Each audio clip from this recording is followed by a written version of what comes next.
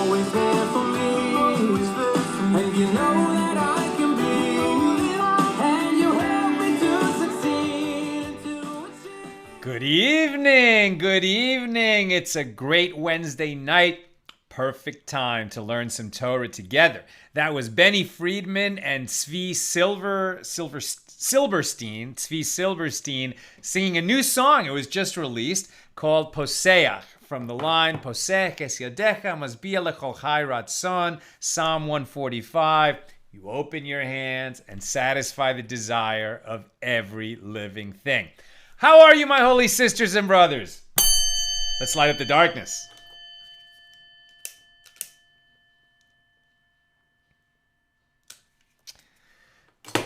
Who's with us as we get it going on a Wednesday evening? Renee in Indy, Stephen in New Hampshire, Melissa in New York, Sandy says hello, Sharon in New Jersey, Crystal in British Columbia, John in windy Sedona. You know, it was raining here in LA today. That's unusual enough. But there was a hailstorm. It looked like snow coming down on the ground. Very, very unusual in LA. Stephen in Oklahoma, Merrill in Georgia. Merrill says shalom. Bill in Berkeley, Tom in Pennsylvania, Nancy in North Carolina, Elsbieta in Washington, Steve saying Erev Tov in Tallahassee, James says shalom from Indy. Tom is talking Renee.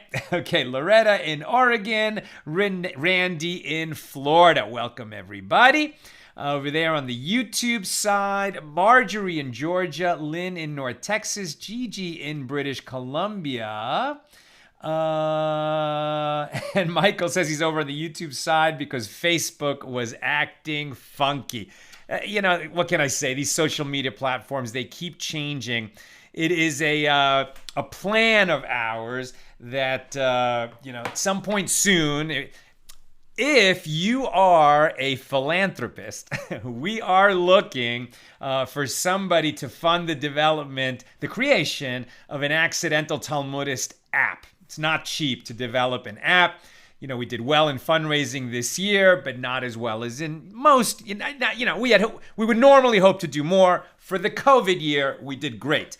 But the annual fundraiser was not enough to create the new app. So if you share the belief with us that AT should have an app, talk to us. And what's important about the app is so that everybody could have it on their phone. And for instance, AT Daily would always show up there right away in audio, irrespective of social media platforms. And you could even listen to it, at like 1.25 or 1.5 times speed if you wanted to get through it a little quicker and you weren't listening to it live. Plus, all our other content would show up there on a regular basis. It's the way of the future. We need an app, but apps are quite expensive to develop. So we are looking for a philanthropist to be, the family name on the app. Let us know if that interests you. Okay, where are we holding? This is Daf Kuf Tes, page 109 here in Tractate Pesachim, the fourth volume of the Talmud, The Laws of Passover. We're in chapter 10, still discussing the first Mishnah of chapter 10. Tremendous practical application here in this chapter. We're really talking about the Seder, not only as it was lived and experienced 2,000 years ago, but even as it's lived and experienced today in Jewish homes. These laws are very applicable. For instance, we still have 4 cups of wine, 2 before the festive meal, 2 after the festive meal.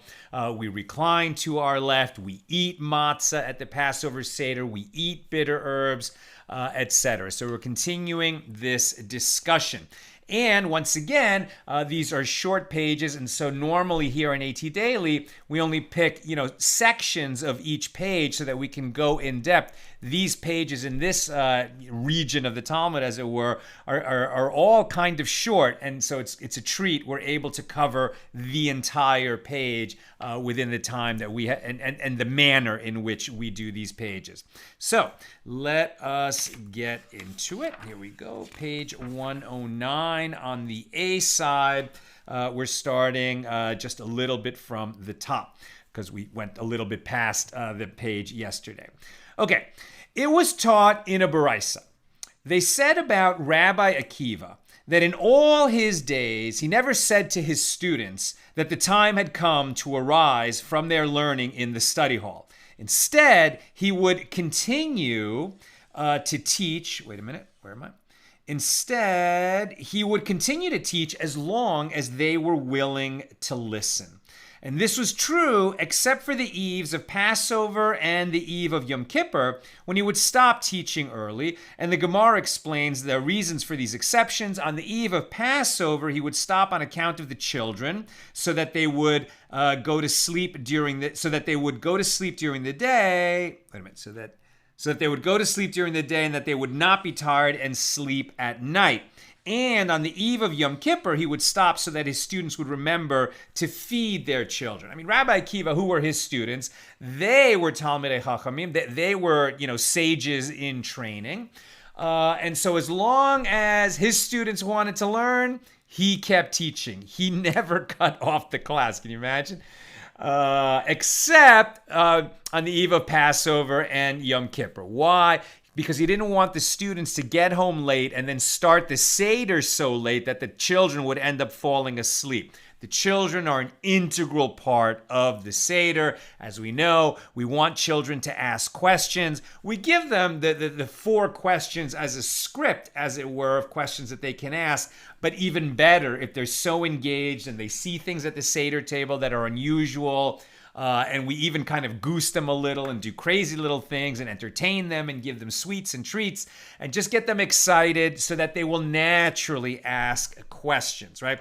But if the Seder's starting too late, okay, so the little kids are going to fall asleep. Rabbi Akiva didn't want that to happen. And also, before Yom Kippur, it's very important that Yom Kippur is the 10th of the Hebrew month of Tishrei. On the 9th of Tishrei, just as we fast on Yom Kippur, and that's an obligation, likewise, it's an obligation to eat on the 9th of Tishrei, the day before Yom Kippur. Make sure that you really, sort of carb up, as it were, right? That you're prepared for the fast and the self-affliction of Yom Kippur. You've got to eat before. And if Rabbi Akiva was too engrossing in his classes that he was teaching and they went late, then his students might not get home and make sure to have that pre-Yom Kippur meal with their families and get those children fed. The sages taught a man is obligated to gladden his children and the members of his household on a festival, on Yom Tov, as it is stated, and you shall rejoice on your festival, you and your son and your daughter and your manservant and your maidservant, the Levite and the stranger and the fatherless and the widow that are within your gates. With what should one make them rejoice? With wine. So, of course, we're going to apply this to Passover because it's one of the festivals. But the first thing we note is that this obligation is for all festivals, right? So this is going to include Shavuos and Sukkot also. And then it's a different kind of festival, but it's going to include Rosh Hashanah as well. And then a question, do we extend these teachings to Purim and Hanukkah, which were sort of later added holidays, which are a little bit different than the Torah-defined festivals. But at any rate, we have an obligation to gladden the members of our household, and we see by extension the fatherless and the widow that are within your gates. All right, so people that you have, some influence in their lives, and we could just as easily say members of the community. So as we approach Passover, it's a very important time to give tzedakah, to give charity, and particularly to people who are going to be hungry or without shelter, or who are going to be in need and suffering and not able to enjoy the holiday properly. Very important to think of them and give charity to organizations that are going to help them be able to enjoy the festival by supplying them with their needs. So now we're going to start to define, well, what does it mean to gladden the members of the household? So Rabbi Yehuda says one should enable each member of his household to rejoice with an item that pleases them. Men what is fit for them, and women what is fit for them. Rabbi Yehuda elaborates, men with what is fit for them, i.e., with wine. And as for women, with what should one cause them to rejoice? Rav Yosef teaches one should delight them with new clothes, in Babylonia with colored clothes, and in Eretz Yisrael with pressed linen clothes that are manufactured there. So in other words, these are two examples, but what the Gemara is telling us is that we approach the festival and we want people to be happy, right? And we want them to be rejoicing and to feel good and to enter that festive frame of mind. And so, whatever is going to accomplish that purpose in that locality, right? So, of course, it's a patriarchal system, and they're going to make this distinction between men and women. And there's a note here that, why do men really want the wine to rejoice with? Because they're so stressed out all the time with earning a living and paying the bills. And, a little wine is going to help them ease up and forget about the worries of the workaday week. And women, why dresses? Well, they don't have to deal with the stuff that the men are dealing with. They're so busy running the home and taking care of the children. And it's nice that they should be appreciated kind of in a romantic and loving way and with what is fashionable in the area where they live. So they're going to really feel good as they enter the holiday. So this is an obligation. Got that, husbands? Give the women. But think about it. It's not give them what you want them to wear. It's give them what they want to wear, right? So make sure that you're giving a gift that's going to make them happy. That's the idea here. And it was taught in a Baraisa that Rabbi Yehuda ben Beteira says, when the temple is standing, rejoicing is only through the eating of sacrificial meat, as it is stated at Deuteronomy 27:7, and you shall sacrifice peace offerings, and you shall eat there, and you shall rejoice before the Lord your God. So we've talked about this before. This was the Chagiga offering, the festival peace offering. So we know that when the temple is standing, okay, we're going to bring the Korban Pesach, the Paschal lamb or goat. But the obligation is just to eat a little piece of that lamb. And very often there's a large group of people registered to a small lamb. They weren't really getting sated with meat from the Paschal lamb itself. Rather, there were additional offerings brought called the festival peace offerings, and they could be brought every day of the festival.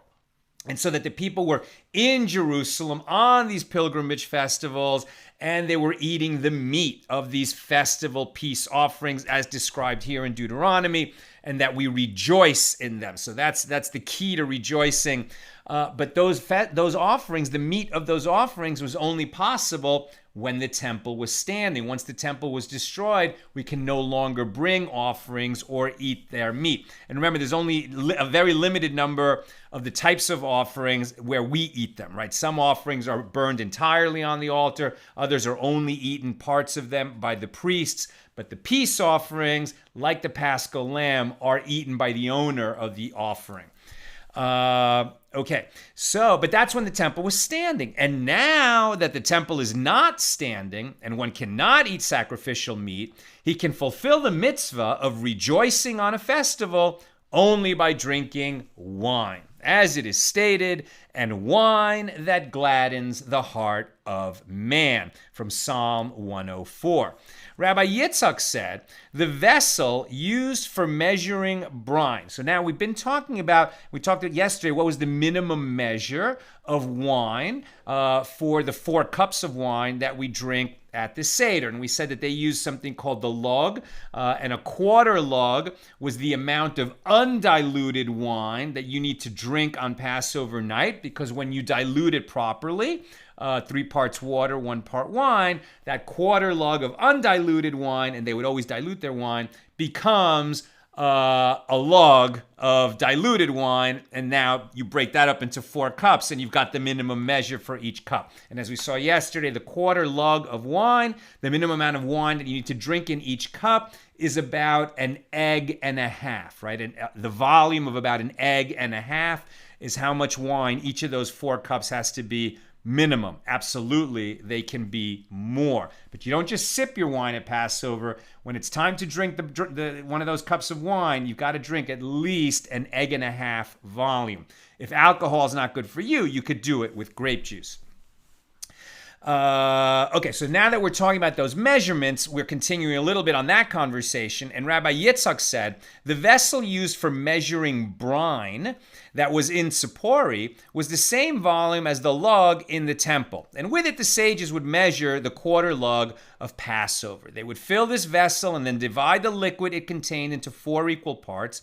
And the result was 1/4 log, which is the minimum measure of wine for the 4 cups of Passover and for certain other laws. Rabbi Yochanan said the old eighth measure that was in use in Tiberias was greater than this eighth measure by 1/4 log, and with it we measure the quarter log of Passover. When the old measure is filled and poured into the newer version, the amount left in the original vessel is 1/4 log. We're not going to get into the precise specifics of what these measurements mean. Suffice it to say that they weren't using the metric system. They didn't have graduated cylinders with those kinds of measurements, but they were absolutely always endeavoring to be as precise as possible and maintaining awareness of the fact that different localities would tend to measure volumes and lengths and areas slightly differently. Rav Chisda said the quarter log measurement of the Torah is 2 finger breadths by 2 finger breadths in volume by the height of 2 finger breadths and 1.5 finger breadth and 1/5 of a finger breadth. So he's actually defining what this quarter log is using finger breadths, like sort of cubic double finger breadths. Enough said there. And this statement, as it was taught in a Baraisa concerning the ritual bath, about which the verse states, and he shall bathe all his flesh in water. That's Leviticus 15:16. So now that we're talking about a volume of liquid, he's bringing in the much larger measure of a mikvah, the minimum measure when somebody needs to purify himself.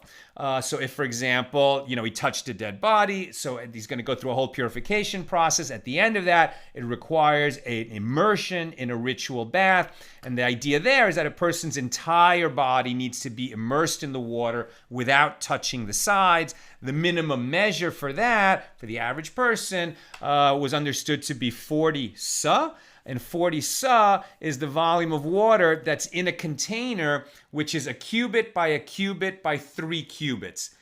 You can almost imagine that they were a little bit smaller then, and this is like a regular size bathtub, but that you could get in it all the way.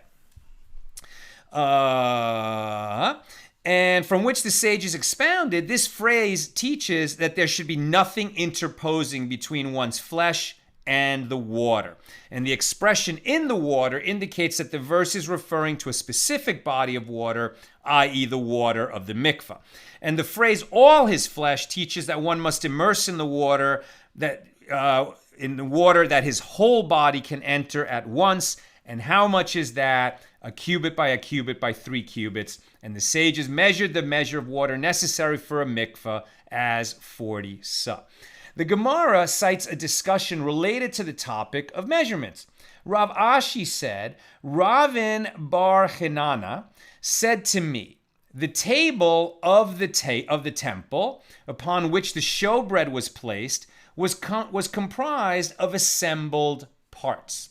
So he's talking here about the table in the temple when the temple was standing, where on every Shabbos they would bring out, I think they replaced it on Shabbos. They would bring out this fresh showbread, special bread, that would miraculously stay fresh and warm all week while it was resting on that table. 12 showbreads of unleavened bread. And then it would stay there for 1 week. It was kind of a ritual requirement of the temple that there were these 12 unleavened breads resting on that table. And then the following Shabbos, they would replace it, and then the outgoing breads, which miraculously were as warm and fresh as when they were placed there a week earlier, would then be distributed and eaten by the priests who were serving in the temple that week. Recall that the priests were rotated out every week, right? There was, in fact, 26, I think, different shifts of Kohanim, of priests that would serve in the temple, and they would basically serve 2 weeks a year, spread 6 months apart.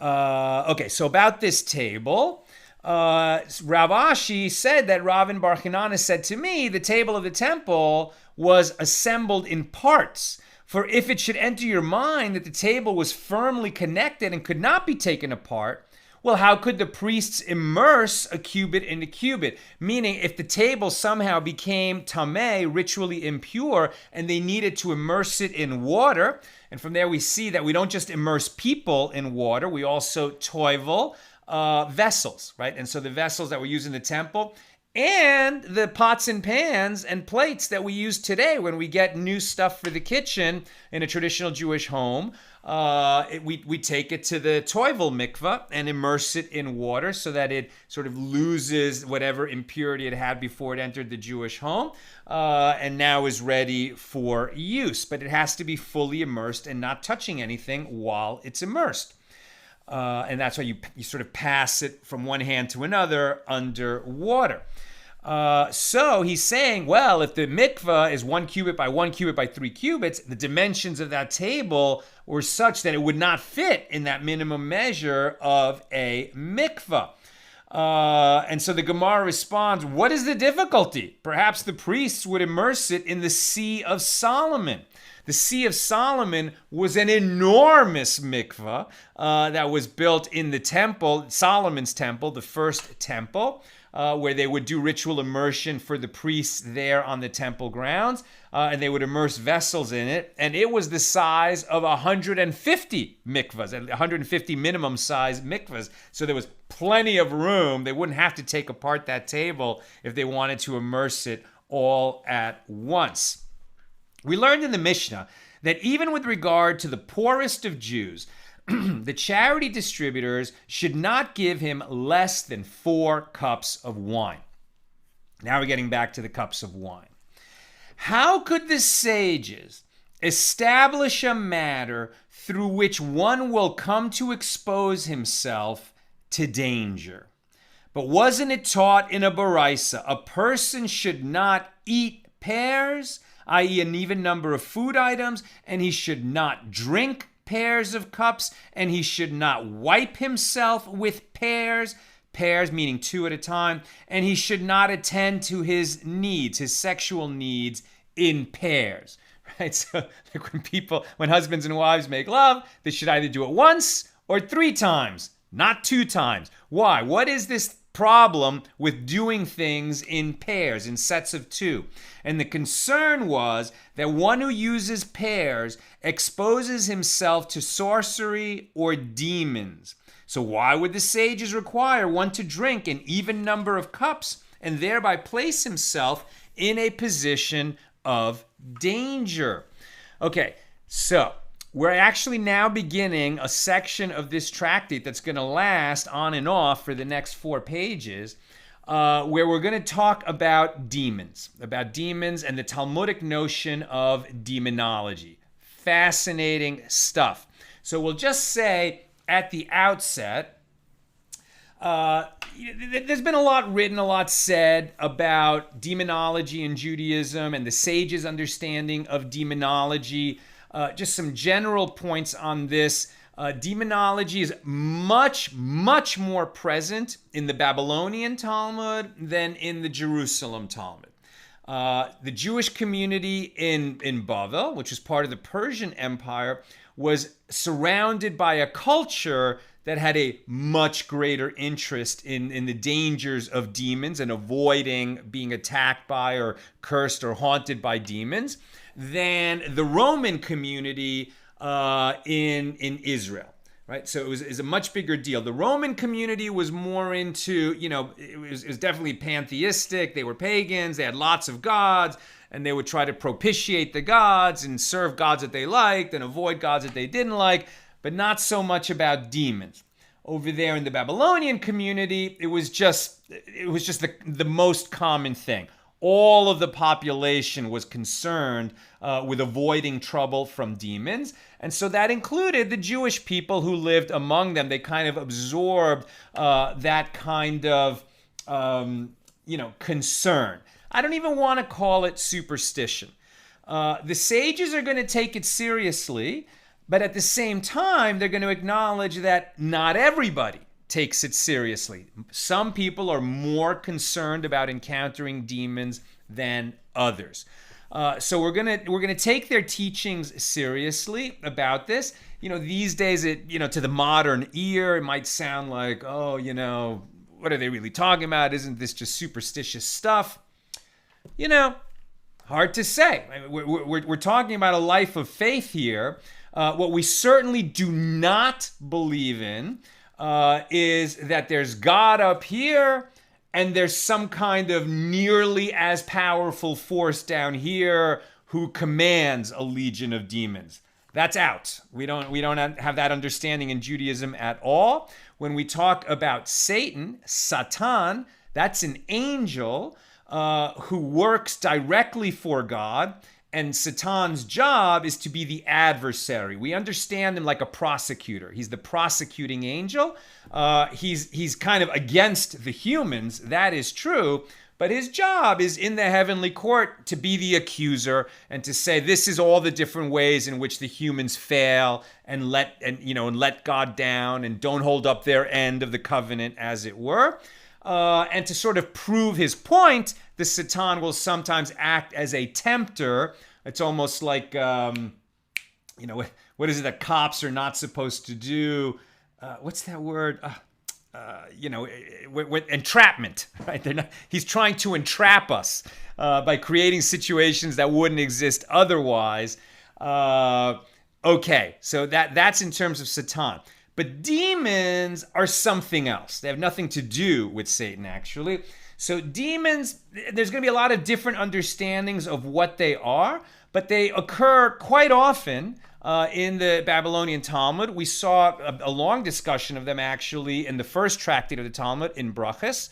And we're going to learn some more here in these 4 pages. For now, at this opening juncture, there's this idea that you become susceptible to attack from demons when you do things in pairs. We don't know exactly why, but the point that's being made here is since you are susceptible to attack when you do things in pairs, why would the sages command us to drink 4 cups of wine at the Seder, since that's 2 pairs, right? 2 sets of 2. Are we therefore going to be endangering ourselves on the night of the Seder? This is the question that is being asked. And Rav Nachman said that the verse said at Exodus 12:42, it was a night of watching to the Lord, Shimurim. So Shimurim, it's translated watching, but it's really guarding. It's a night of guarding, right? And what he's going to learn out from that is that the night of Passover is actually a night where Jews have a special protection. Just as when we were in Egypt, we were protected from the angel of death that was going out and smiting the firstborn of the Egyptians with the 10th plague, and the Jews were protected from that. And so forever, throughout history, from then on, the Jews are going to enjoy a special measure of protection on the night of Passover. And so therefore, we don't have to worry about this drinking cups in pairs.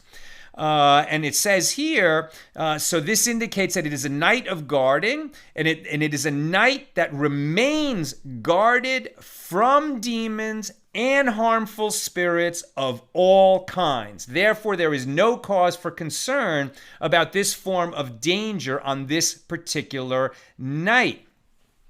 And so before we finish that page, I'll also mention right now, so this idea, how is it expressed even today?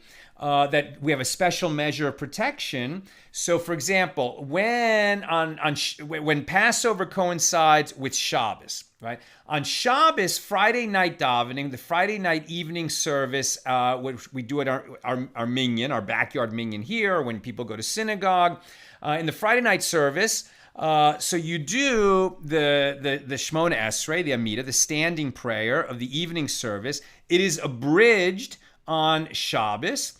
And then afterward, we do these other 7 blessings that were added to the Friday night prayers. They come after the Amidah, after the standing prayer, and they're only part of the Friday night service, the Friday night Shabbos service. And they were actually added to the service because some people would finish the standing prayer quicker than others, and then they have fulfilled their obligation, and they would leave the synagogue. And so that became a problem because the people who would, kind of immerse themselves in the prayer and take a little longer would end up walking home alone. And the sages did not want people walking home alone in the dark, even from synagogue on Shabbos. So they added these extra 7 blessings after the standing prayer, which would lead to people kind of hanging out a little longer. They weren't really obligatory, although they were made part of the service. But the idea was so that people would walk home in groups. However, when Passover coincides with Shabbos, not this year Passover starts after Shabbos, Saturday night, but Passover can land on Friday night.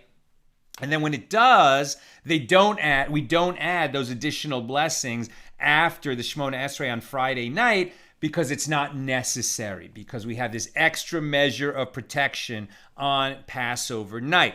Likewise, when we go to bed at night, we are obligated to recite the Shema. In our beds, we say Shema. We say, Shema Yisrael, Hashem Elokeinu, Hashem Echad. And then we say the first paragraph of the Shema.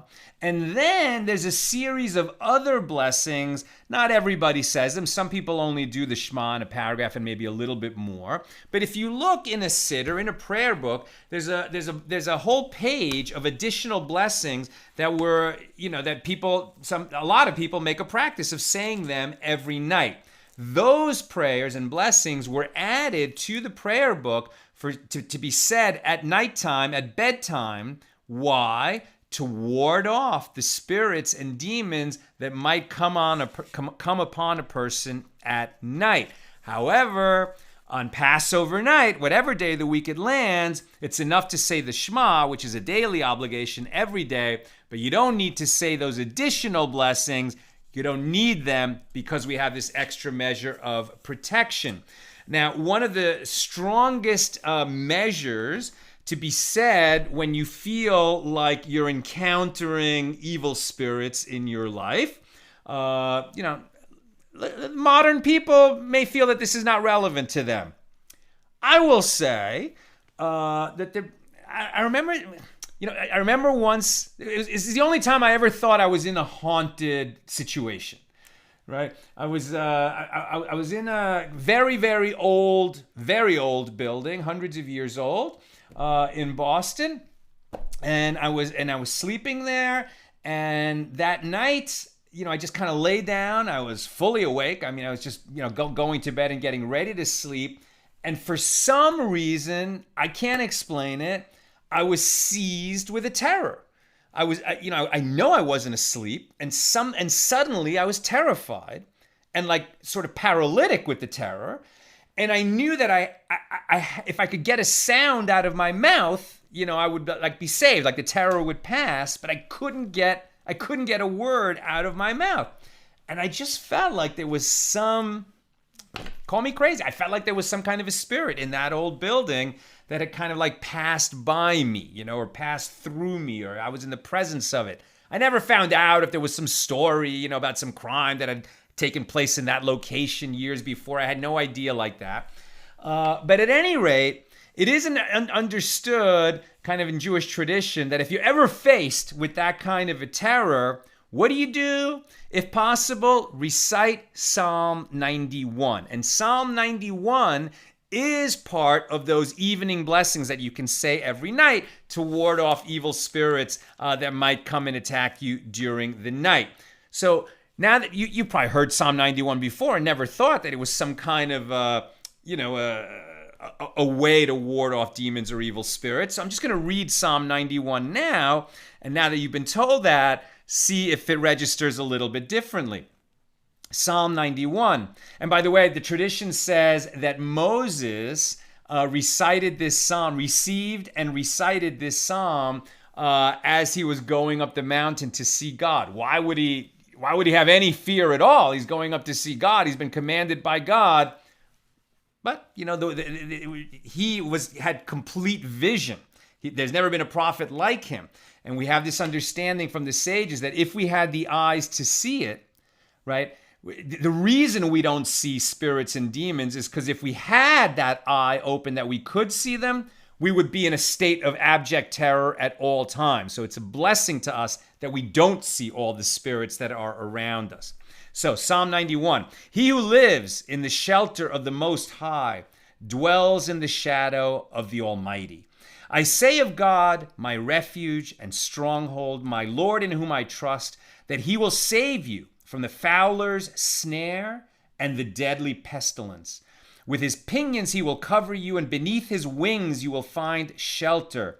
His faithfulness is an encircling shield. You need not fear terror by night, nor the arrow that flies by day, not the pestilence that stalks in darkness, nor the plague that ravages at noon.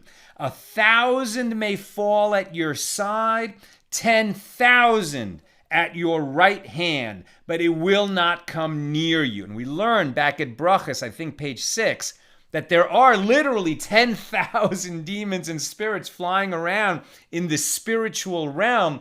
They're not at liberty to attack us. They're in the spiritual realm. We're in the physical realm, but we kind of coexist in the same location in the universe. We just can't see, hear, or feel them, but they're there. And if you had the eye to see them, it would be terrifying. You will only look with your eyes and see the punishment of the wicked, because you said, the Lord is my refuge. Taking the Most High as your shelter, no harm will befall you, no plague come near your tent. For he will command his angels about you to guard you in all your ways. They will lift you in their hands, lest your foot stumble on a stone. You will tread on lions and vipers. You will trample on young lions and snakes. God says, because he loves me, I will rescue him. I will protect him because he acknowledges my name. When he calls on me, I will answer him. I will be with him in distress. I will deliver him and bring him honor. With long life, I will satisfy him and show him my salvation. With long life, I will satisfy him and show him my salvation. That is Psalm 91. Reciting it is a protection from evil spirits and demons. Rava said a different answer in terms of why the sages would allow us to drink cups in pairs if drinking, doing something in a set of two actually brings on the danger that demons or evil spirits may attack us. Rava said the cup of blessing, meaning the cup of wine, the third cup of wine, which we have for the grace after the meal, after the festive meal on Passover. That cup is used in the performance of an additional mitzvah, and it is not simply an expression of freedom. Right? We have to have 4 cups of wine because that in itself is an expression of freedom, of luxury, of richness. That we're at ease on Passover night. We are free, women and men. But that third cup, which is part of the Birkat Hamazon, the grace after meals, isn't actually part of the expression of freedom. It's necessary for saying the grace after meals. Therefore, it combines with the other cups for the good, i.e. to fulfill the mitzvah to drink 4 cups, but it does not combine for the bad, where it makes the cups into 2 pairs that might endanger us. And with regard to the danger of drinking pairs of cups, it is as though one drinks only 3 cups. Ravina said the sages instituted 4 separate cups, each of which is consumed in a manner that demonstrates freedom. Therefore, each and every one is a distinct mitzvah in its own right. In other words, each cup is treated separately and was not considered to be drinking in pairs, in sets of 2. I'm almost done, so if you have any questions, get them in there. The Baraisa taught that one should not attend to his sexual needs in pairs. And the Gemara asks, why should one be concerned for this? He has changed... Why should one be concerned for this? He has changed his mind? One does not plan in advance to engage in marital relations twice, and therefore the 2 acts should not combine to form a dangerous pair. Rather, you did it once, and then later you decide to do it again, and that is okay. And Abaye said this is what the Tana is saying. i.e. the Baraisa should be understood in the following manner.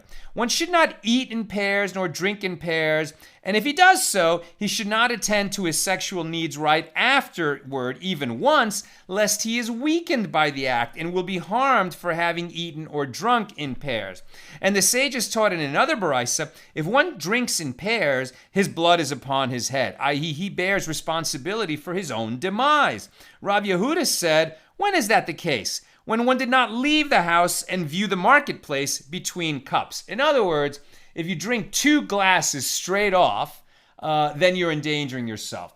But if you drink a glass of wine, and then you take a walk or do something else or interrupt the drinking with some other activity, ideally taking a walk outside, and then you come back and drink another cup, it's not like you had a pair of glasses of wine. You had one, then you did something else, then you had one. That's not a pair. However, if he saw the marketplace after the first cup, he has permission to drink another cup without concern. Likewise, Rav Ashi said, I saw Rav Hanania bar Bevai follow this policy. Upon drinking each cup, he would leave the house and view the marketplace, right? So he would interrupt his rejoicing when he was rejoicing with wine by doing something in between the cups of wine. Okay. That's what I've got for us this evening. Let us go to your comments and questions. Okay. Sharon, since there was a controversy if we drink 4 or 5 cups, and Elijah's cup was the compromise, why didn't they settle on 5 cups to avoid the concern of demons altogether? And some people think that they did. There is some traditions that say they had 4 cups of wine in addition to the wine used over the Birkat Hamazon. So some people went that route and some people were less concerned about it. So it's definitely a good suggestion. And Paula Kramer, can you suggest any good books on demonology in regards to Jewish teachings? Thank you. I don't know. We once wrote, Nina and I were once working on a script called Wingman, which was actually about an angel who's kind of a warrior angel who ends up swapping places with his buddy Cupid, right? Who's the angel of love. And so this warrior angel who doesn't know anything about love has to go down and in all his clumsiness try to help a romantic couple connect. Romantic comedy type of movie. And then we did a lot of studying about angels, and along with angelology comes demonology. But I feel like most of it was just, Googling and following leads. I don't recall a good book on the subject. For sure they exist. I'm sorry I can't recommend a good one. I did read a little bit about this subject tonight over at jewishvirtuallibrary.org. So if you just Google, demonology and Talmud, that's one of the references that will come up. I'm sorry I don't have something better to offer on that. And Sharon, wow, I didn't know that you don't do the full Shema Hamita on Pesach. This is the first time I ever heard that. There you go. And Bill, I'll say this. If you've never encountered the supernatural, it makes perfect sense to doubt it. If you have, however, as I have, and it sounds like you did, Sal, then the situation reverses and it becomes an even greater stretch to doubt it. I'm with you. It's sort of like we live in such a rational society that if you talk about these subjects, people think you're nuts. But yeah, if you've experienced it, I definitely, I've told the story many times. At my grandmother's passing, I felt like I had a peek behind the veil. There's just a spiritual world which is, much larger, more complicated, more intricate, and much more populated than this world. And it's the world we'll return to when we go to the world of souls. Then you have access to that spiritual world. In this world, we have very little access to it, and thank God. Because if we in our physical form, kind of that eye was open, like you just couldn't function in this world. You can't, and there are some experiences. Sometimes it just happens to a person. Sometimes they pursue it. It's like every culture has rituals that from time to time allow a person to, get that peak. We talked about the 4 sages who entered Pardes.